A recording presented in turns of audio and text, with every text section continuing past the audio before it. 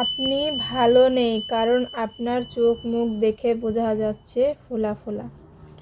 যাই হোক, এমন একটা কমেন্টস একজন করেছে। হ্যাঁ, একদমই ঠিক ধরেছে যে আমি সত্যি ভালো নেই, কারণ আমার শরীরের ভেতরে অনেক রোগ।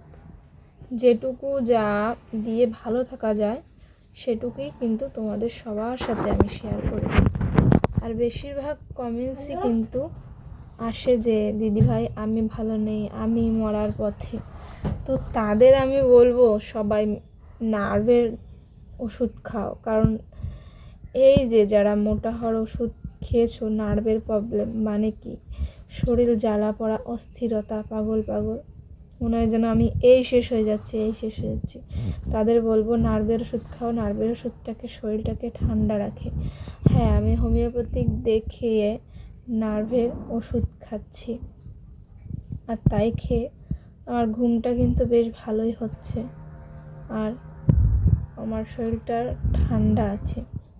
তবুও আমি ভালো নেই, কিন্তু ঠাকুরের ইচ্ছায়, আল্লাহর ইচ্ছায় যেটুকু পারি ভালো আছি। অনেক ধন্যবাদ এমন একটি কথা বলার জন্য।